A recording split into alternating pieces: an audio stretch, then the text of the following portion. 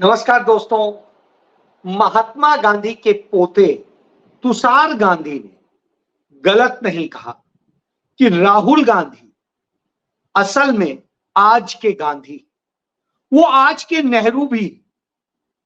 और तुषार गांधी साहब के इन शब्दों में उनके हृदय से एक सच्चाई झलकती है। उन्हें कुछ लेना देना नहीं है किसी से, संत की तरह वो खुद रहते हैं, लेकिन यह शब्द वो राहुल गांधी के लिए बोलते हैं। इसी तरीके से यदि आप देखें, डॉक्टर भीमराव अंबेडकर के प्रपौत्र वो राजरत्न डॉक्टर राजरत्न अंबेडकर वो कहते हैं कि राहुल गांधी ने जो कहा 100% कहा, वही कहा जो डॉक्टर अंबेडकर कहते थे और जो हर अंबेडकराइट चाहता है। उसके मन की भावना जो है, जो उसका चरम है, वही राहुल गांधी ने कहा। दो शब्द। तीसरा, राहुल गांधी कहें कांग्रेस पार्टी इस समय जम्मू कश्मीर में चुनाव लड़ रही है और जम्मू कश्मीर में कांग्रेस पार्टी से बिल्कुल इतर पीडीपी चुनाव लड़ रही है। दोनों एक दूसरे के खिलाफ हैं। बावजूद इसके इल्तिजा मुफ्ती कहती है, मैंने राहुल गांधी जैसा संजीदा, सजग, योग्य व्यक्ति नहीं देखा और मैं समझती हूं कि वह आने वाले समय में भारत के भाग्य विधाता है, भारत के प्रधानमंत्री हैं। जी हां, आज कमोबेश इन्हीं चीजों में बातें सिमटी हुई हैं। क्यों सिमटी हैं? क्योंकि देश जिन हालात में, जिन परिस्थितियों में, ऐसे में हमें आपसे यह बात करनी पड़ रही। एक बड़ी अच्छी बात अखिलेश यादव ने कही, भाषा से पहचानिए असली संत महान, भाषा से पहचानिए असली संत महान। जो संत महान थे वो उससे पहचानिए, भाषा से। साधु वेश में घूमते जग में धूर्त अनंत, तो निश्चित रूप से भगवा पहन के, भगवा चोले में तमाम सारे धूर्त, तमाम सारे डकैत, तमाम सारे बलात्कारी और न जाने कौन कौन घूम रहा है। इतने लोग घूम रहे हैं कि कुछ कहना नहीं। नरेंद्र मोदी कपड़े से पहचानते हैं, नरेंद्र मोदी कपड़ों से पहचान करके बताते हैं कि ये कौन है, लेकिन असली पहचान असल में चाल चरित्र चेहरे से होती है, उस भाषा से होती है। तो यह बात अखिलेश यादव ने क्यों कही? बड़ी वजह, आप रोज सुनते हैं कि आज ये हो गया, हिंदू खतरे में है, ये खतरे में है, यहां ये हो गया, और इस तरह की जब बातें सुनते हैं तो कई बार हंसी भी आती है, लेकिन चलिए उस हंसी को हम रोक लेते हैं। खतरे में कब होता है हिंदू धर्म, हिंदू धर्म की मान्यताएं, हिंदू धर्म की व्यवस्थाएं? जब भारतीय जनता पार्टी, आरएसएस कहीं सत्ता में होते हैं, और ये सत्ता में होते हैं तो कुछ भी हो सकता है। इसका एक बड़ा उदाहरण है कि करीब 350 साल से अधिक समय से तिरुपति बालाजी में भगवान वेंकटेश का भोग लगता है, उसके लिए लड्डू बनते हैं, गाय के घी के लड्डू बनते हैं, बड़े शुद्ध तरीके से बनते हैं, और उसको बनाने की भी एक बड़ी विशुद्ध व्यवस्था है, तमाम टेस्ट होते हैं। तो यह होता है। पिछले साल के पहले तक वहां पर जो घी आता था वो कर्नाटक के नंदिनी जो डेयरी है उससे आता था, और उससे बिल्कुल शुद्ध बनता था। कर्नाटक के अलावा आंध्र प्रदेश में जो घी पैदा होता था, दूध से होता था, वो भी आता था। तो इस तरह उसकी आपूर्ति होती थी, और वह आपूर्ति सच्चे लोगों के जरिए होती थी, यानी असली डेयरी उत्पादकों से होती थी। लेकिन पिछले साल जगन मोहन रेड्डी जो उस समय मुख्यमंत्री थे, उन पर दबाव डाला गया, क्योंकि नरेंद्र मोदी भारतीय जनता पार्टी कर्नाटक से नंदनी को खत्म करना चाहते थे और उसकी जगह गुजरात की कंपनी को स्थापित कर देना चाहते थे, और गुजरात की कंपनी को स्थापित करके वहां का डेयरी उद्योग उन्हें सौंपना चाहते थे। यह साजिश नाकाम कर दी कर्नाटक की सरकार ने, कांग्रेस सरकार। जब यह नाकाम हो गई तो उनके पास एक ही चारा था।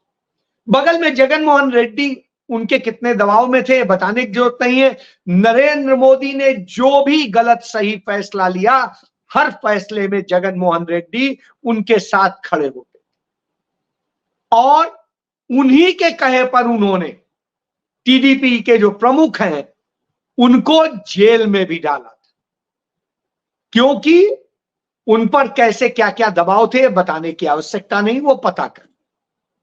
बहरहाल मुद्दा यह है, तो उन पर कहा गया, दबाव डाला गया, और गुजरात के व्यापारियों को वहां पर घी आपूर्ति करने का ठेका दिला दिया गया पिछले साल।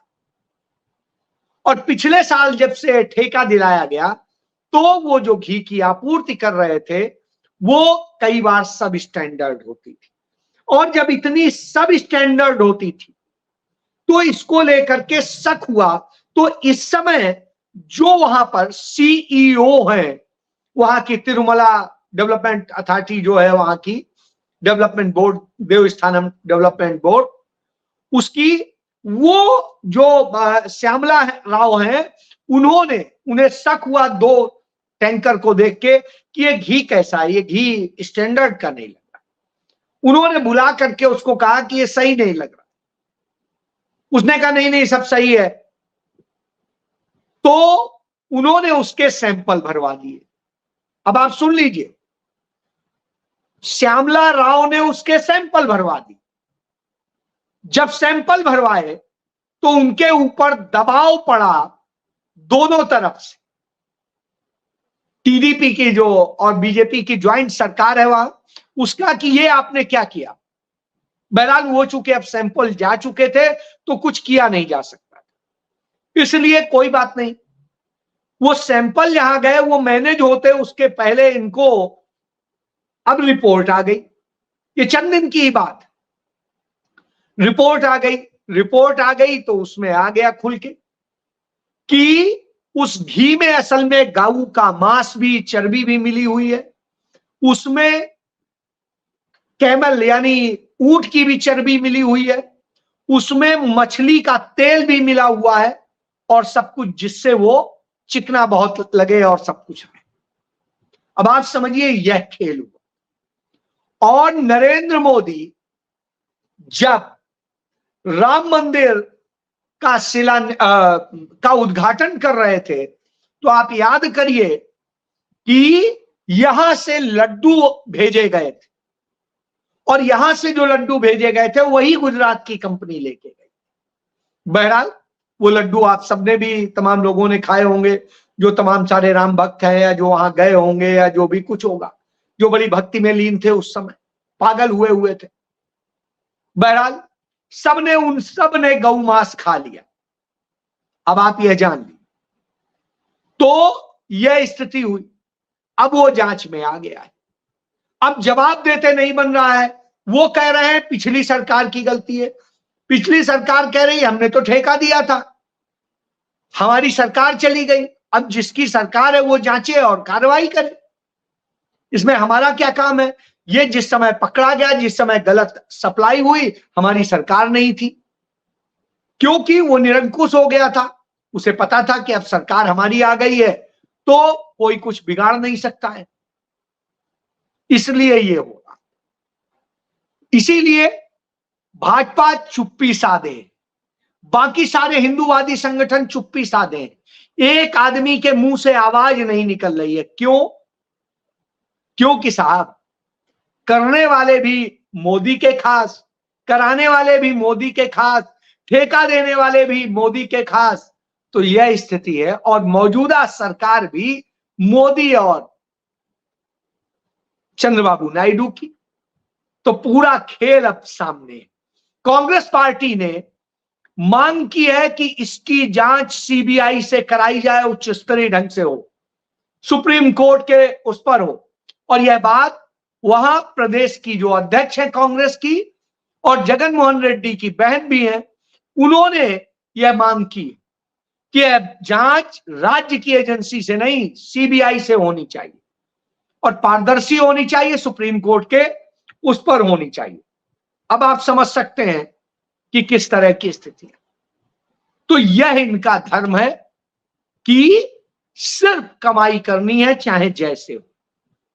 जैसे ये कमाई करते हैं सभी कोई जानता है, किसी को बताने की आवश्यकता नहीं है इस देश में कि कैसे अडानी अंबानी के साथ में इनके रिश्ते हैं और किस तरीके से हिंडनबर्ग की रिसर्च की रिपोर्ट में तमाम वो तथ्य सामने आ चुके हैं, खुलासा हो चुका है, जिनमें सेबी प्रमुख जो है, जो सेबी की प्रमुख है माधवी बुच, पुरी बुच, वो अडानी ग्रुप के साथ मिली हुई हैं, उनके लिए काम करती है।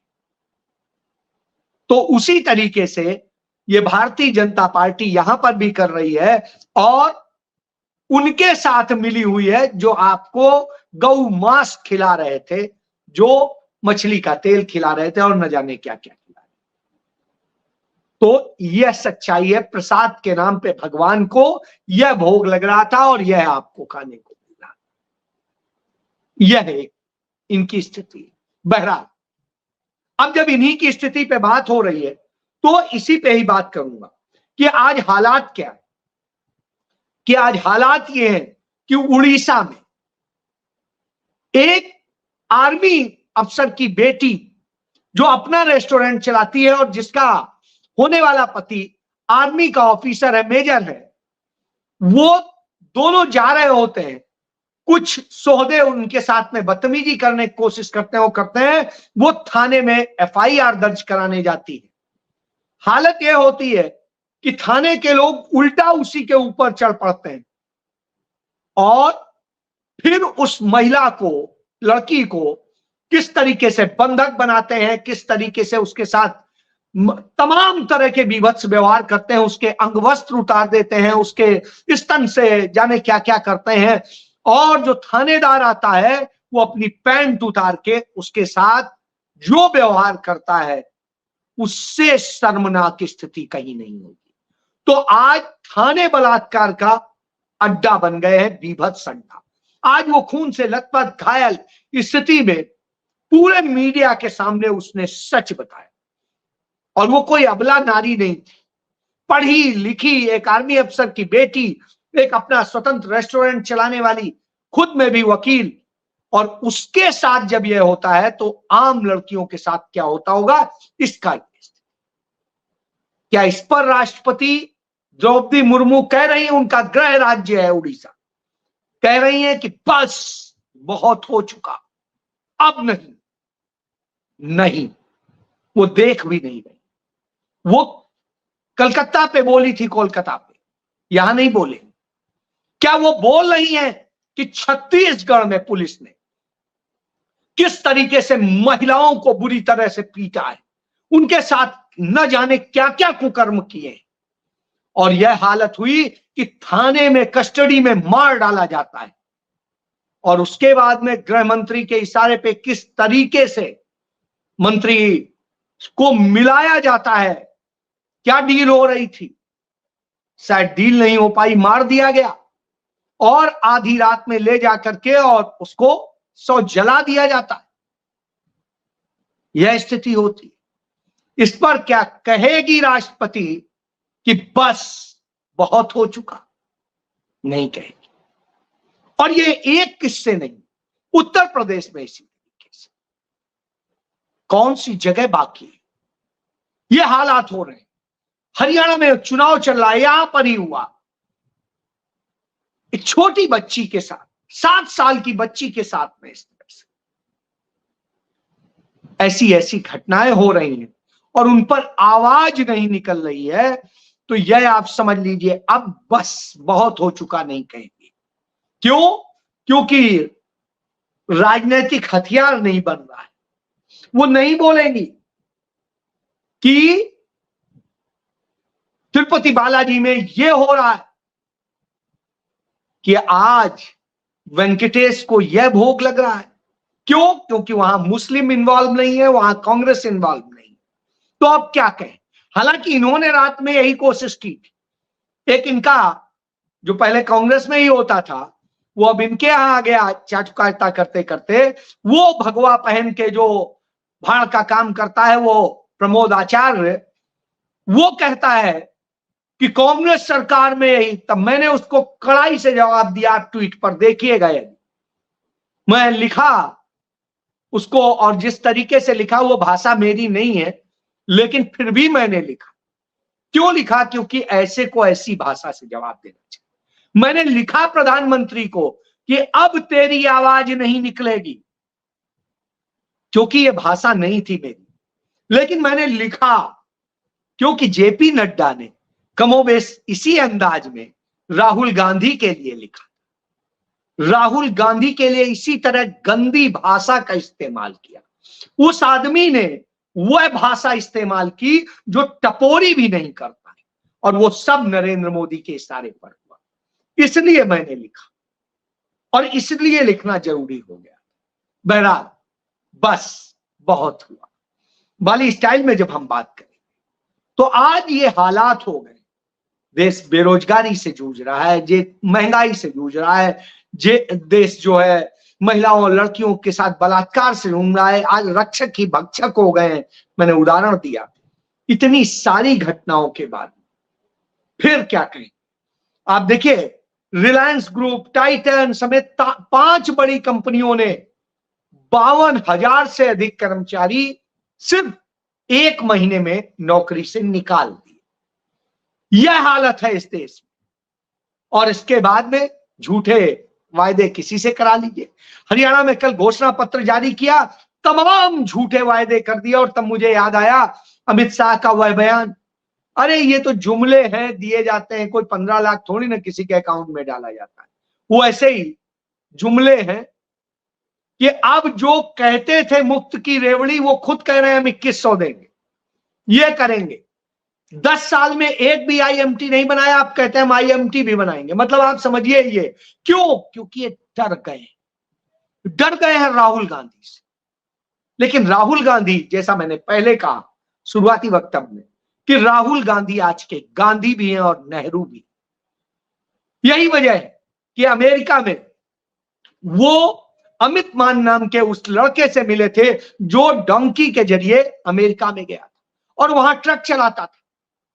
उसने अपने दर्द को बताया, वो एक्सीडेंट हो गया था, बुरी स्थिति में था।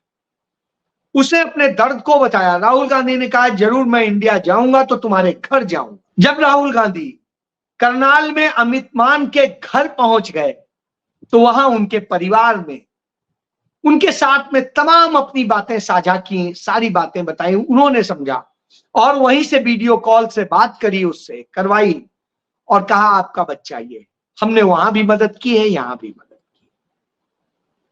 तो यह है राहुल गांधी, यह है राहुल गांधी जो आवाज बनते हैं कि नरेंद्र मोदी की, जेडीयू की जो सरकार है, बीजेपी और नीतीश कुमार की, उस सरकार में महादलितों के 80 से अधिक घर जला दिए जाते हैं दबंगों के लिए कि वो जमीन पे कब्जा कर। और जब उनके घर जला दिए जाते हैं, वो सब बेघर रो रहे थे।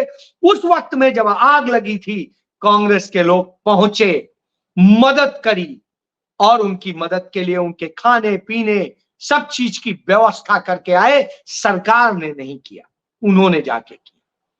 राहुल गांधी ने निर्देश दिया अपनी टीम को कि पूरी मदद करनी है, मैं इस वक्त राजनीति करने नहीं जाऊंगा, मैं उनके पास उनका दर्द साझा करने जाऊंगा जब थोड़ा सा वो रिलैक्स हो जाए। आज जाने का मतलब है मैं राजनीति करने जा रहा हूं। आज आप सब जाइए और उनकी पूरी मदद कीजिए। तो आज पूरी मदद की जा रही, यही कहता हूं, यह राहुल गांधी में और नरेंद्र मोदी में। नरेंद्र मोदी भड़काते हैं, नफरत फैलाते हैं, हिंसा कराने की बात करते हैं, लेकिन राहुल गांधी यह बताते हैं। इसीलिए राहुल गांधी के लिए इल्तिजा, मुफ्ती यह शब्द इस्तेमाल करते हैं। इसीलिए राहुल गांधी के लिए तुषार गांधी ये शब्द इस्तेमाल करते हैं, और इसीलिए राहुल गांधी के लिए डॉक्टर राजरत्न अंबेडकर वह शब्द इस्तेमाल करते हैं कि वो कितनी अच्छी। तो आप यह समझिए, यह बताता है कि राहुल गांधी क्या है। तो यह फर्क होता है। और भारतीय जनता पार्टी के लोग क्या करते हैं, गोली मारो। अब आप समझिए, तो यह है सच्चाई है, और इस सच्चाई को हम जब जितना जल्दी समझ लें वो बेहतर है, क्योंकि आज जो हो रहा है वह दुखद है। क्योंकि न इंसाफ आप देखेंगे आने वाले वक्त में, न उसमें मिलेगा जो तिरुपति में हुआ। क्यों? न जगन ने घी बनाया, न जगन ने लड्डू बनाया, न जगन ने घी बेचा, न जगन ने घी खरीदा, फिर भी जगन दोषी। अमूल डेयरी ने घी बनाया, अमूल डेयरी ने गोमांस मिलाया, अमूल डेयरी ने घी बेचा, अमूल डेयरी के सभी पदाधिकारी मोदी के संगी हैं, भाजपाई हैं, और अमूल डेयरी में 60% शेयर अमूल डेयरी में मोदी के लोगों का है, 40% कमीशन वाला है। तो आप फिर समझ लीजिए कि अमूल डेयरी और मोदी पे क्या कार्रवाई होगी कि गौमांस मिला रहे थे भगवान के प्रसाद में। यह सच है। इस पर अब सवाल कीजिए। जय